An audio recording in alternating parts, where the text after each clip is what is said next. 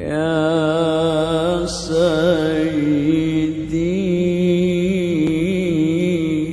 يا رسول الله يا من له الجاه عند الله. بسم الله الرحمن الرحيم. وقل جاء الحق وزهق الباطل لا يتكلمون إلا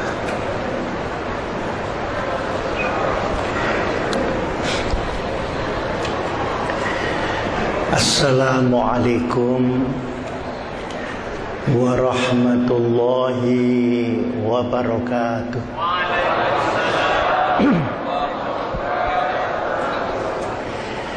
Bismillahirrahmanirrahim. Alhamdulillahil qail fi kitabihil azim. Subhanalladzi asra bi'abdihi layla minal masjidil harami ilal masjidil aqsa alladzi barakna haulahu linuriyahu min ayatina innahu huwas sami'ul basir. Wa qala azza wa ala farji'il basara hal tara min futur summarji'il basara karrataini yanqalib ilaikal basaru khasi'an wa huwa hasir. Allahumma salli ala sayyidina wa maulana wa syafi'ina wa uswatina wa habibina wa qurrati a'yunina Muhammadin sallallahu alaihi wasallam wa ala alihi wa sahbihi ila yaumil qiyam. Subhanaka la ilma lana illa ma 'allamtana innaka antal alimul hakim. Rabbana atina min ladunka rahmah wa hayyi' lana min amrina rasyada.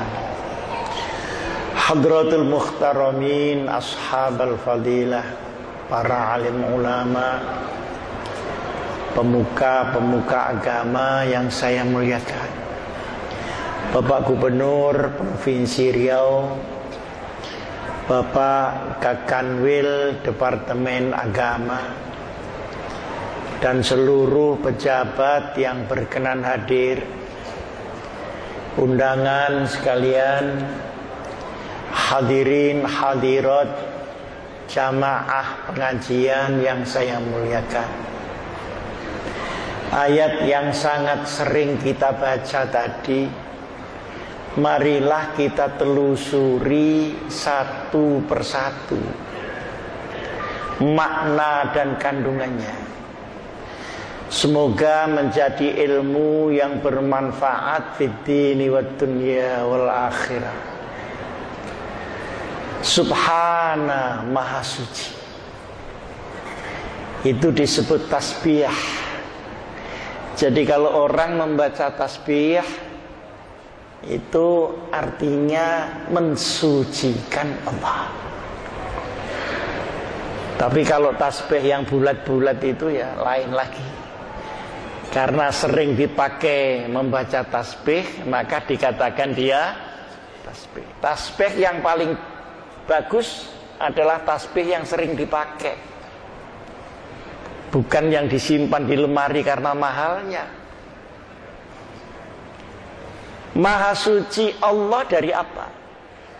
Dari sifat-sifat, dari wujud, dan dari keadaan kemakhlukan di luar Allah Subhanahu wa ta'ala. Jadi kalau kita membaca tasbih subhanallah, jangan sekali-kali kita menyamakan Allah dengan makhluk Allah. Tidak ada unsur kemakhlukan di dalam Tuhan, dan tidak ada unsur ketuhanan di dalam makhluk. Ini harus pas. Kalau ini bergeser, maka rusaklah Islam kita menurut syariat Nabi besar Muhammad sallallahu alaihi wasallam. Ketika kita menggeser Tuhan dengan rupa makhluk apapun, atau menggeser makhluk kita tuhankan, maka seluruh bangunan Islam kita rusak. Karena pokoknya ada pada tauhid. La ilaha illallah, tiada Tuhan selain Allah. Selain Allah adalah alam. Tidak ada unsur kealaman di dalam Tuhan, dan tidak ada unsur ketuhanan di dalam alam ini. Jadi ingat-ingat kalau kita membaca subhanallah, subhanallah, jangan subhanallah. Jangan sekali-kali terpetik di pikiran kita gambaran Allah yang seperti makhluk. Yang kedua, kata Imam Zainuddin Abu Hamid Muhammad Ibnu Muhammad Al-Ghazali radhiyallahu anhu, subhanallah itu selain mensucikan Allah, juga menunjukkan hebatnya, mengagumkannya ciptaan Allah subhanahu wa ta'ala. Oleh karenanya kita sering wiridan subhanallah adada ma khalaqal. Sungguh mengagumkan semua dan setiap ciptaan Allah itu. Jadi Allah yang harus disucikan dari makhluk, tapi makhluk ini sungguh mengagumkan ciptaan Allah. Yang kita sucikan ini Allah. Padahal makhluk banyak yang mengagumkan. Nah, disinilah kadang-kadang kekaguman kita kepada makhluk, kita Allahkan dia. Di sini berbahayanya. Nabi Muhammad mempunyai mukjizat, tidak boleh diallahkan. Nabi Isa diberi kelebihan sampai bisa menghidupkan orang mati, tidak boleh diallah. Gelombang lautan yang ganas dan menakutkan, tidak boleh diallahkan. Gunung yang meletus, dan gunung meletus itu bukan kehendak gunung, tapi kehendak zat yang menciptakan gunung itu. Sehingga ahli-ahli gunung berapi kita itu tidak memeletuskan gunung, tidak menghentikan gunung meletus, cuma mengintip saja kapan meletusnya. Jadi ilmu gunung meletus itu pengintipan gunung itu di luar. Dahsyat, maka banyak orang yang menyembah gunung. Maka subhanallah, subhanallah, subhanallah, usahakan 33 kali setelah salat untuk membedakan Allah dan makhluk dan mengagumi kemakhlukan itu. Di dalam Al-Quran disebut, farji'il basara hal tara min futur, sumarji'il basara karrataini yang qalib ilaikal basaru khasi'an wa huwa hasir. Kamu coba teliti alam ini, amati, lihat baik-baik, baik melihat menurut mata, melihat menurut pikiran, melihat menurut survei, melihat menurut penelitian, atau melihat hati nurani. Coba perhatikan, apakah ada yang cacat dari ciptaan Allah subhanahu wa ta'ala? Sampai lelah kau selidiki, nggak ada cacat. Hubungan manusia dengan alam, hubungan manusia dengan binatang, hubungan manusia dengan tumbuh-tumbuhan, hubungan manusia dengan udara, hubungan antara bumi, bulan dan langit, galaksi, tata surya, sampai kepada Bima Sakti yang bermiliar-miliar, semua tertata dengan rapi.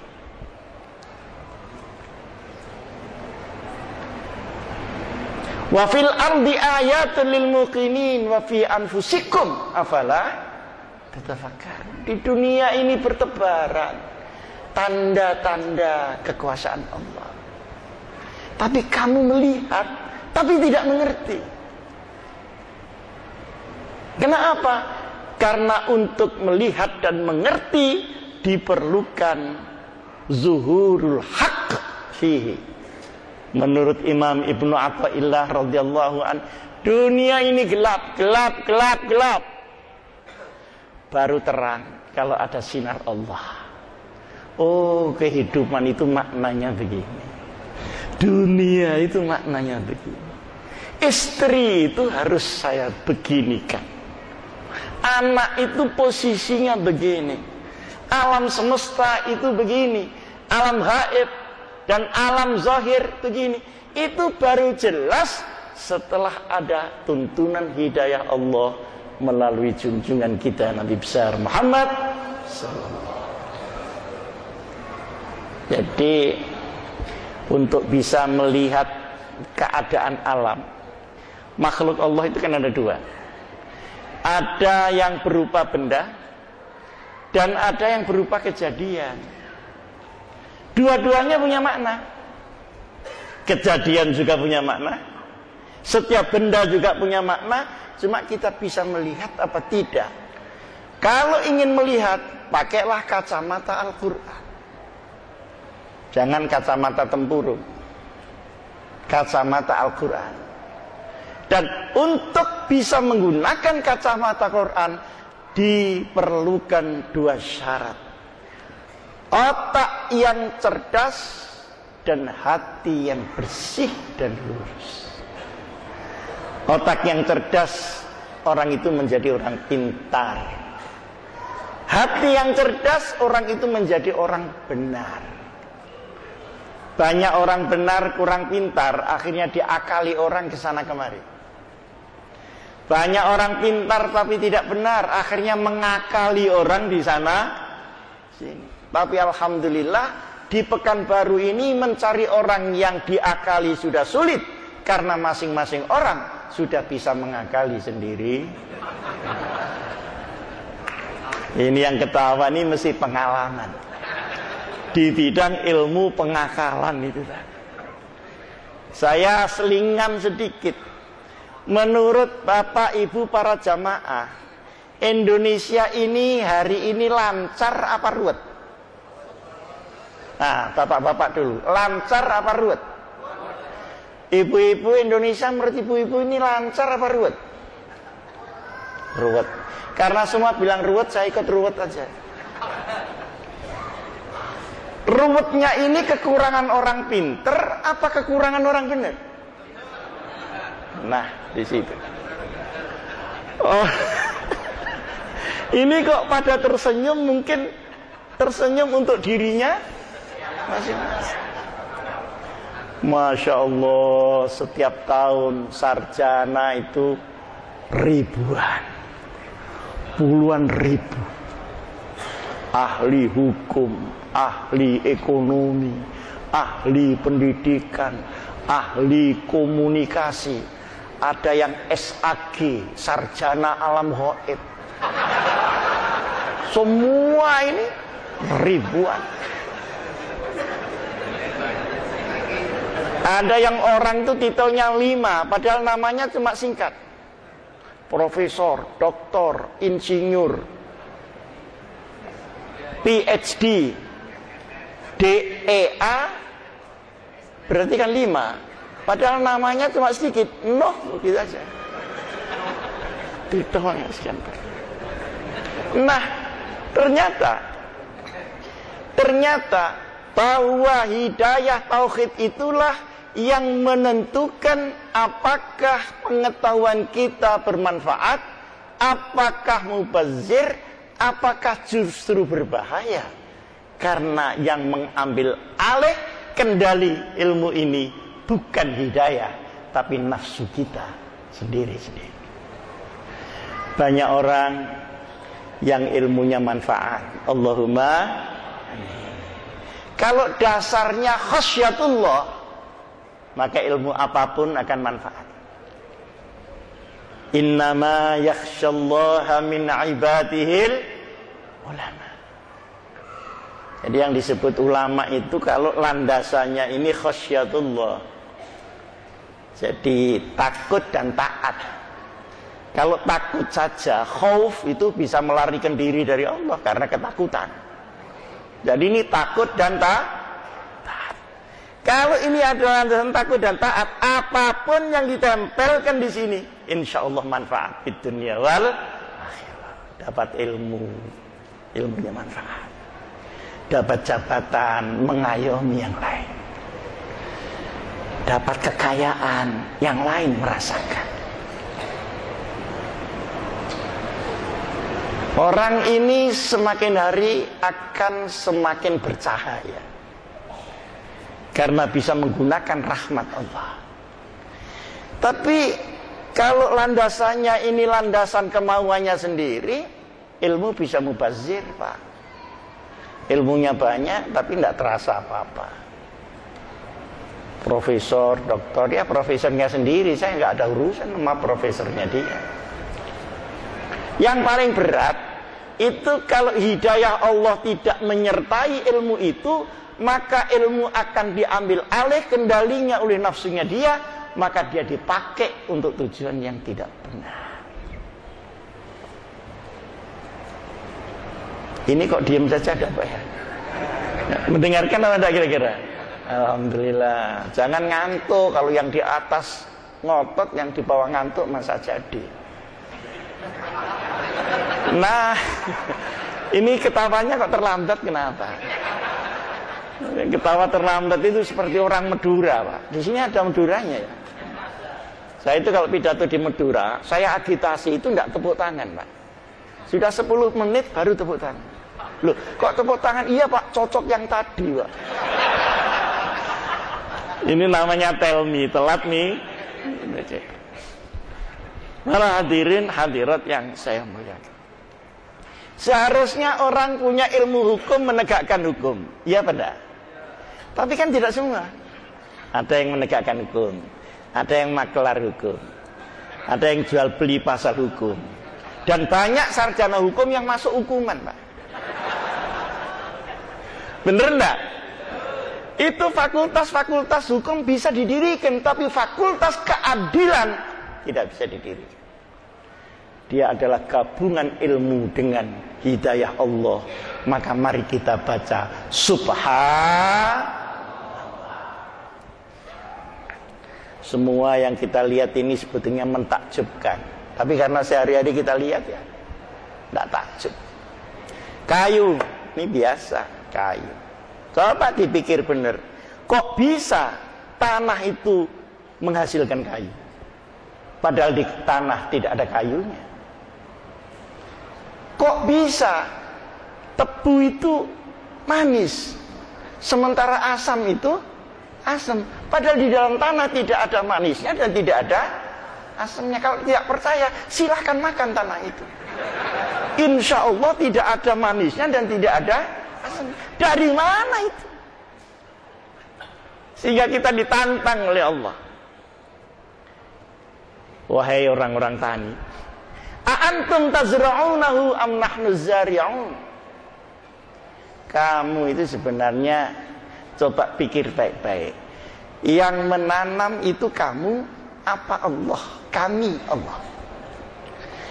Kami itu kan cuma ngambil bibit padi, bibitnya juga tidak kamu bikin, letakkan di tanah. Itu juga bukan tanahnya Pak Demu, tanahnya Allah Subhanahu wa ta'ala. Diairi air juga kamu tidak bikin. Kemudian setelah itu kamu nunggu aja, nanti pelan-pelan akan naik, dinaikkan oleh Allah.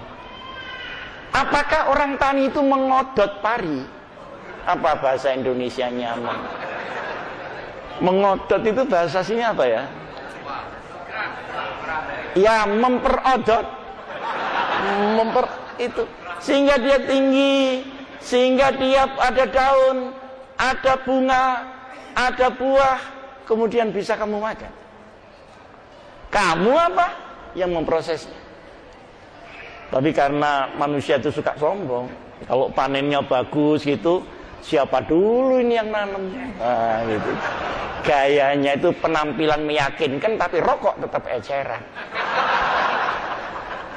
Kadang-kadang banyak yang HP-nya 3, pulsanya enggak ada. Sehingga miskol tok, bahasa Arabnya miskola zarrotin. Nah ini bukan ikutnya pengajian ini, cuman gurau-gurau aja. Nah, bagaimana pohon kelapa bisa tumbuh begitu tinggi? Di dalamnya ada buah kelapa, ada sabutnya, ada tempurungnya, ada dagingnya, dan ada airnya. Siapa yang nyusun itu semua? Nah, ucapkanlah subhanallah. Jadi, kalau tauhid sudah nancep, Pak, kita melihat apapun, melihat bagian dari kekuasaan Allah Subhanahu wa ta'ala. Aina ma tuwallu fasamma wajhullah. Kamu menoleh kemanapun akan terbentur kekuasaan Allah Subhanahu wa ta'ala. Di dalam diri kita sama. Kita lahir tidak minta. Siapa yang daftar lahir? Tidak ada. Kita juga tidak milih orang tua. Ayo, siapa yang milih orang tua? Kalau bisa milih orang tua, Pak, saya milih jadi anaknya Pak Harto. Karena warisannya alhamdulillah. Tapi karena nggak milih, ya keluarnya lewat Pak Muzadi aja. Mau ya itu, nggak mau ya itu. Akhrajakum min butuni ummahatikum la ta'lamuna syai'a. Kamu tidak ngerti apa-apa ketika melewati perut ibumu itu. Juga tidak terasa kok melewati hutan di situ. Para hadirin hadirat, sudah habis itu ya kita akan kembali ke Allah. Yang percaya mati ya mati. Yang tidak percaya mati ya tetap mati. Pasukan berani mati, kadang tidak mati-mati. Orang yang takut mati, mati duluan daripada yang. Dulu waktu zaman saya masih sekolah, ada hakim namanya Pak Muhammad Said mengadili Subandrio, ketika itu Menteri Luar Negeri. Putuskan hukuman mati, dok. Tahunya Pak Saidnya mati duluan daripada Subhan.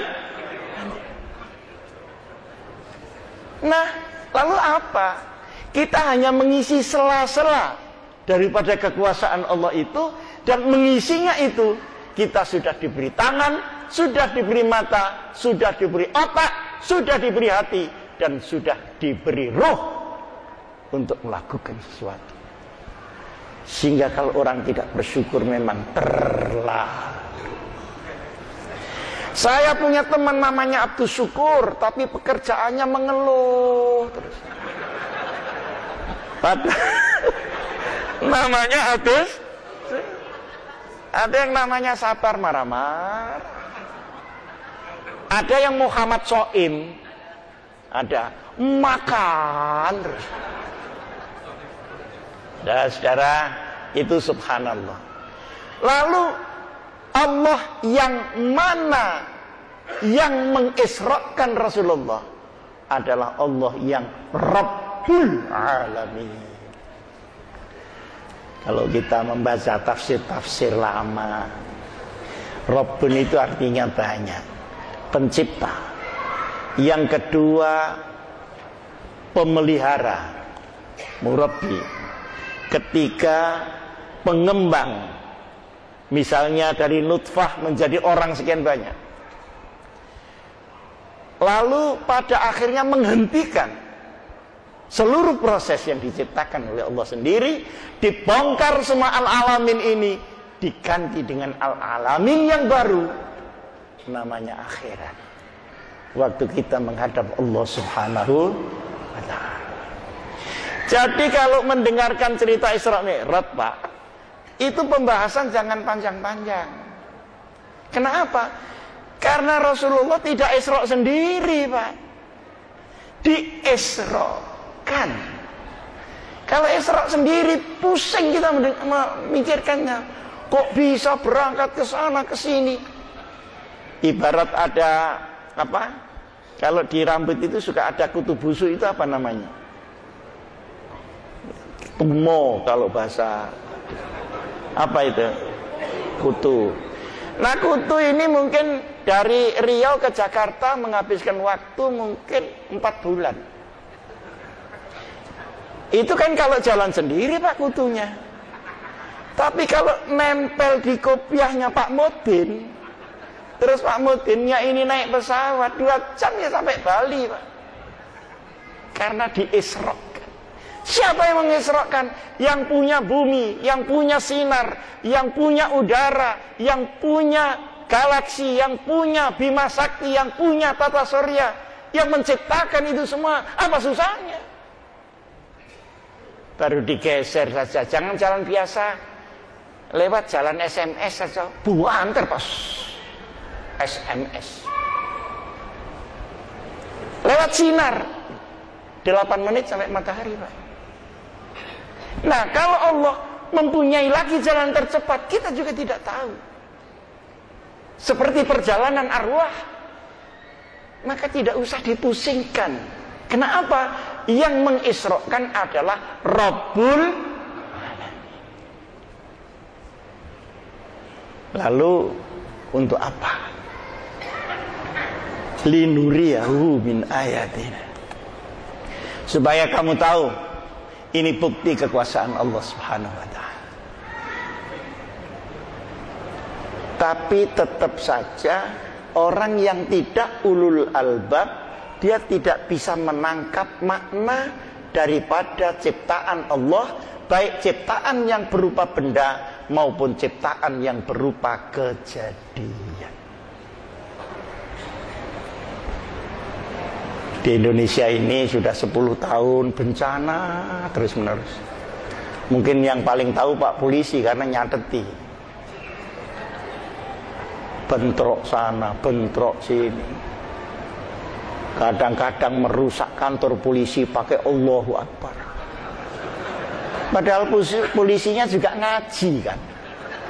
Akhirnya dijawab sami Allah liman hamid. Kata orang kiri kanan jalan, Rabbana lakal hamdu. Allahu Akbar, bener. Apanya enggak bener? Menggunakannya ini kepada siapa? Begitu loh. Barang yang bener, tapi menjajakannya salah, itu jadi salah, Pak. Misalnya, saya menawarkan obat batuk nomor 1, tapi saya batuk terus, Pak. Kan repot. Kalau ini obat batuk nomor 1, klik. Kata yang mau beli, minum sendiri. Jadi agama itu tidak cukup dimengerti, tapi dihayati, diamalkan, lalu cara membawakannya bagaimana? Salah cara membawakannya, maka Islam akan dituduh sebagai agama yang tidak benar. Karena orang salah membawakan. Oleh karenanya yang membawakannya itu harus ulama. Atau yang berilmu ulama. Manhumul ulama. Siapa ulama itu? Al-amilu bi ilmi wal waqifu ala sya'ni basirun bi ahli zaman. Ini bedanya ulama sama cendekiawan di situ. Ulama itu selain ada landasan khasyatullah yang tadi saya sebutkan, itu ilmunya langsung diamalkan, amal sama dengan ilmunya, begitu. Jadi ilmu amaliyah dan amal ilmiah. Nah sekarang ini ilmu ilmiah dan amal ndak ilmiah blas. Jadi kelihatan kalau seorang itu ulama, apa yang dimengerti dari Islam itu sama dengan apa yang dilakukan. Samanya ini Pak yang sulit, Pak. Kalau membacanya kita bisa bertumpuk-tumpuk, Pak. Apalagi sekarang ada ustadz namanya Ustadz Google yang mengajar di internet itu. Tetapi apa? Iya, dia melakukan seperti yang dia ketahui. Kita ini termasuk saya, insya Allah belum ulama. Kenapa? Karena sudah tahu sholat itu sehari 5 kali. Kenapa 5 hari sekali? Ini banyak yang pas. Ada yang 1 minggu 1 kali, ada yang setahun kali. Ada yang jamaah rajin, tukar sandal juga rajin. Loh, sandal kamu kok baru? Iya, ini barokahnya jamaah. Jadi ini semuanya, kalau amilun bi ilmi, amaliyatul ilm itu hidayah. Tapi rasmul ilm wa fiqhul ilm itu termasuk ilmu. Nah, itu bedanya dengan SAG itu tadi, Pak, sarjana alam ghaib.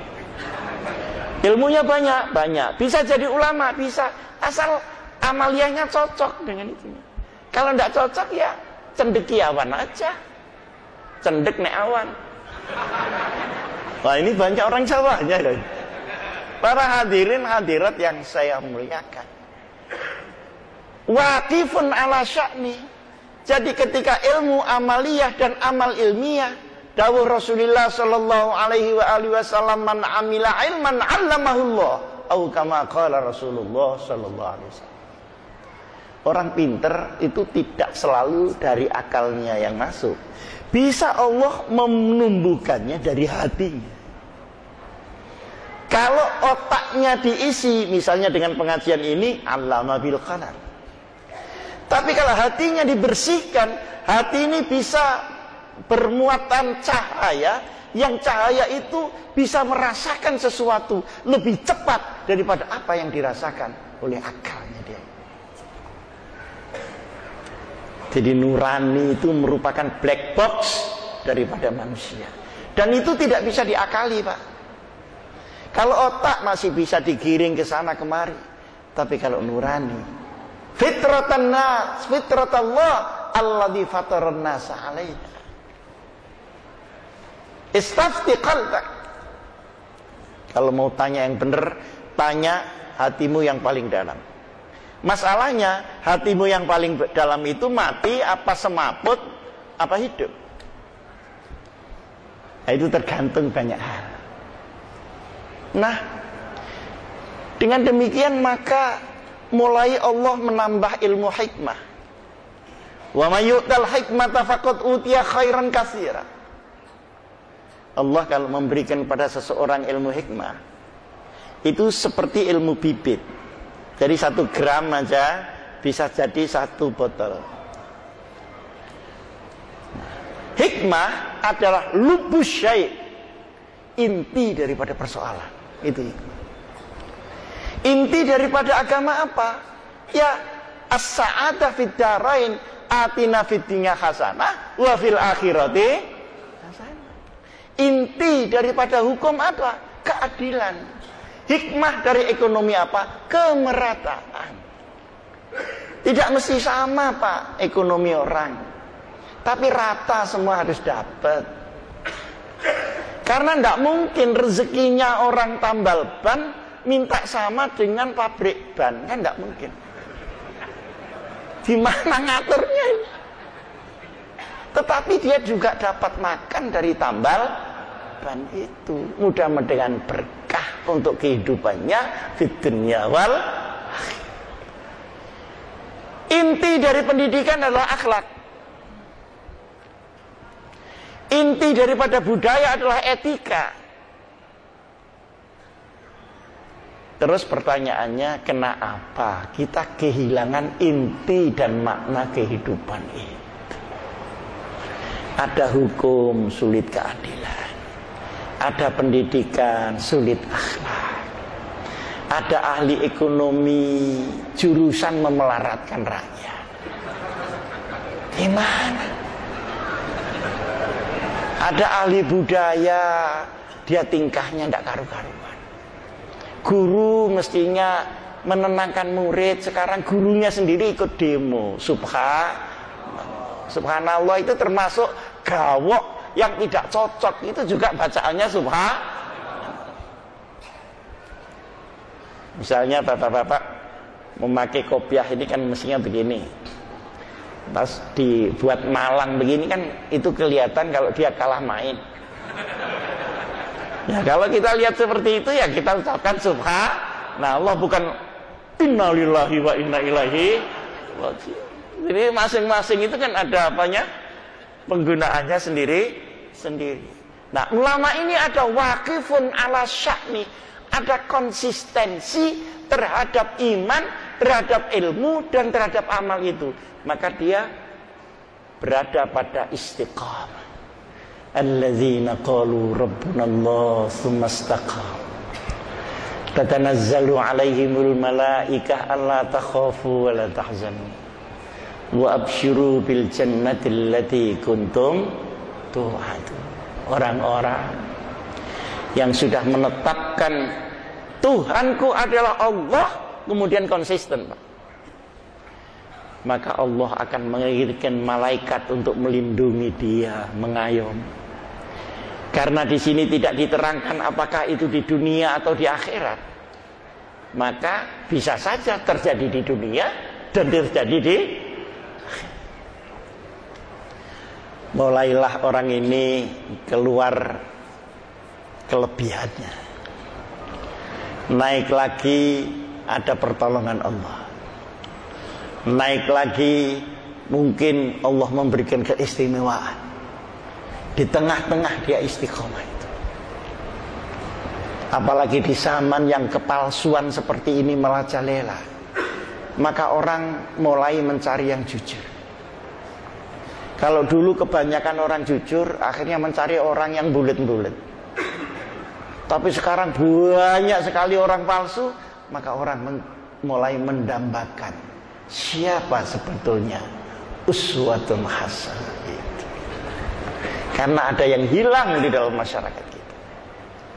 Para hadirin hadirat yang saya muliakan, ulama inilah yang oleh Allah diberi amanat karena dia punya ilmu dan amal, punya konsistensi, punya maunah atau pertolongan dari Allah. Silahkan bimbing umat Muhammad Rasulullah sallallahu alaihi wasallam. Kalau dipegang orang lain, Pak, rusak. Seperti saya punya jam. Punya jam ini ya yang ngurusi harus tukang jam, karena onderdilnya kecil-kecil. Jangan diserahkan tukang traktor, Pak. Habis semua yang punya jam, hilang semua. Kenapa? Karena Al-Quran itu seperti apotik. Wa nunazzilu minal Qur'an ma huwa syifa wa rahmatan lil mu'minin wa la yaziduz zalimina illa khasar. Di dalam Quran ini penuh obat penyembuhan, baik penyembuhan di dalam hati maupun penyembuhan di dalam fisiknya orang itu, maupun penyembuhan terhadap penyakit masyarakat, terhadap penyakit negara. Semua ada di situ resepnya. Tetapi sekalipun resepnya ada, resep sabar ada, resep tawakal ada, resep perang ada, resep sabar ada, resep untuk kawin ada, dan sebagainya. Tapi yang mengambil ini kan harus apotekernya, Pak. Jangan ada orang sakit masuk apotek ngambil sendiri, Pak. Ngambil sendiri. Seperti ada orang sakit pusing kepala. Ya kalau pusingnya karena masuk angin, ya cari obat kepala masuk angin. Tapi kalau pusingnya karena ditagih hutang, Pak, apa bisa hilang dengan Paramek, Pak? Malah tambah lagi sakitnya. Karena kalau bukan ahlinya, kadang dia sakit mata, ngambilnya racun tikus. Maunya sih dia mengembangkan Islam, tapi dia bunuh diri. Padahal bunuh diri itu larangan Allah. Kata musuh Islam, ya sudah, tidak apa-apa, bunuh-bunuh diri saja, tidak apa-apa. Dia meniru misalnya di daerah perang, padahal di sini tidak daerah perang. Kondisinya tidak sama. Jadi mengambilnya yang salah. Disinilah perlunya ulama itu. Nah, di dunia ini penting Pak. Seluruh agama, apakah di agama Islam atau yang lain-lain, itu mempunyai dua bagian. Ada bagian yang pertama namanya universalisme.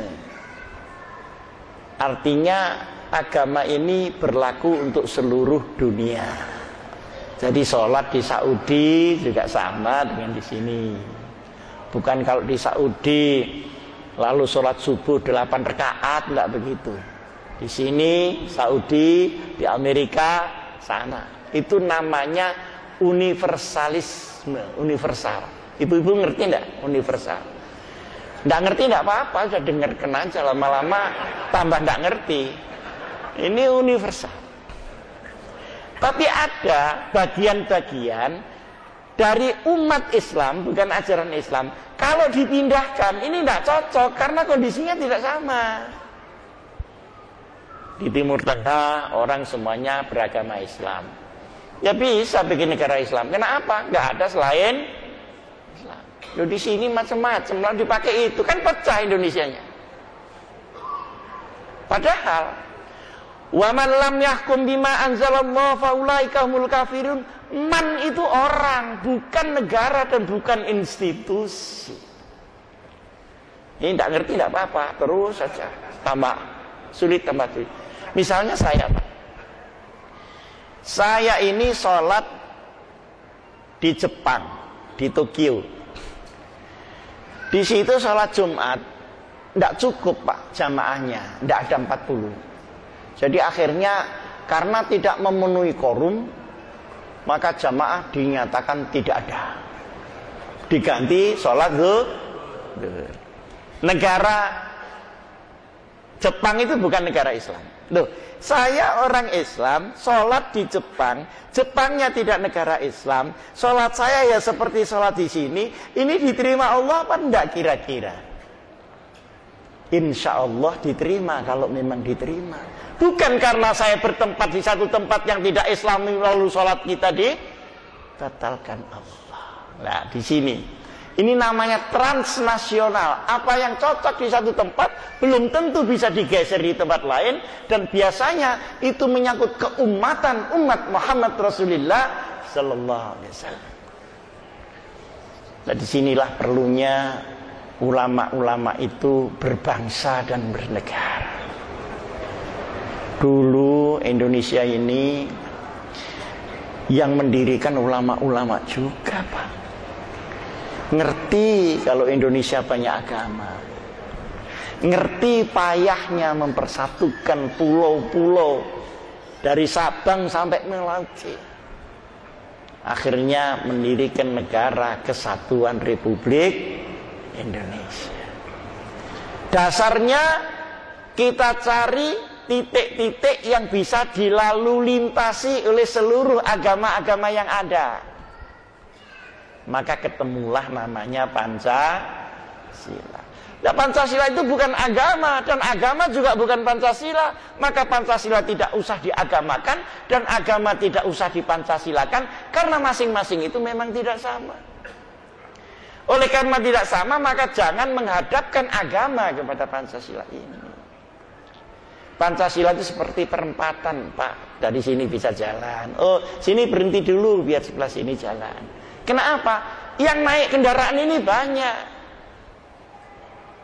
Nah ini kalau ngawur saja, merah hijaunya traffic light itu mati, di situ nggak ada polisinya, insya Allah tabrakan apa tidak tabrakan? Kalau tabrakan ya tidak jadi belanja Pak, karena tabrakan di perempatan. Nah ini semuanya dulu disetujui oleh ulama kita. Kenapa disetujui? Karena yang kita dirikan ini adalah Republik Indonesia. Yang sebelah barat banyak Islamnya, sebelah timur banyak Kristennya. Kita tidak ingin mendirikan negara Riau. Kita tidak ingin mendirikan negara Madura. Madura itu pernah akan bikin negara sendiri, tidak jadi, Pak. Kenapa? Karena setelah diberitahu kalau sampai bikin negara Madura, pergi ke Surabaya, itu visanya 1,5 juta. Aduh, udah jadi, Pak, kalau begitu. Kok enggak dari tadi sampean ngomong?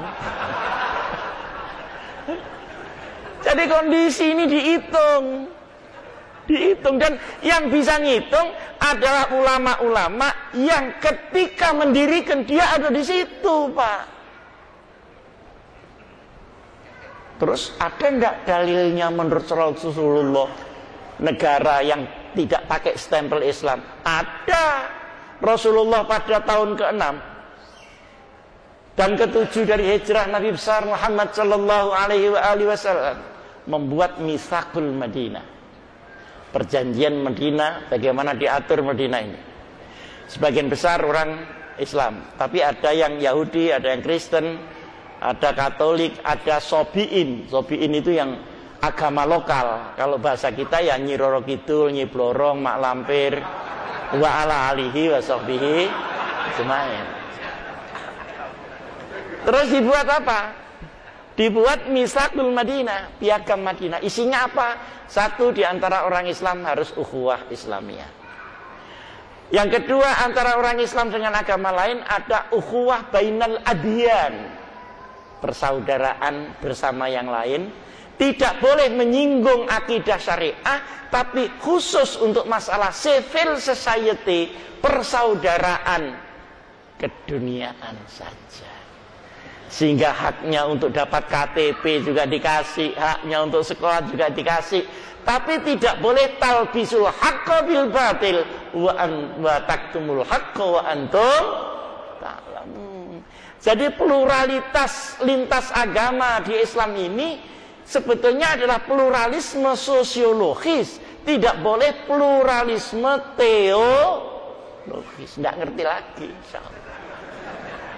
Jadi sosialnya ini, Pak, yang disatukan, bukan imannya. Wong itu geser sedikit sudah bubar kok Islamnya. Yang tadi saya sebut bertasbih kepada Allah Subhanahu wa ta'ala. Ini urusan dari tauhid menuju ke masyarakat. Tapi masyarakat tidak bisa baik, Pak, kalau masing-masing orangnya tidak baik. Saya itu heran. Di Indonesia ini berganti-ganti penguasa, berganti-ganti sistem. Kok pancet saja? Pancet melarat, pancet ruwet. Jadi itu kenapa? Bung Karno ganti Pak Harto, ganti lagi siapa-siapa. Ini urusan bulat kok tetap aja di mana? Nah, kalau menurut pendapat saya, karena sistem itu memang penting, Pak. Tapi orang yang berada pada sistem ini pasti lebih penting daripada sistem. Kalau ini tidak ada botolnya, memang air ini akan tumpah.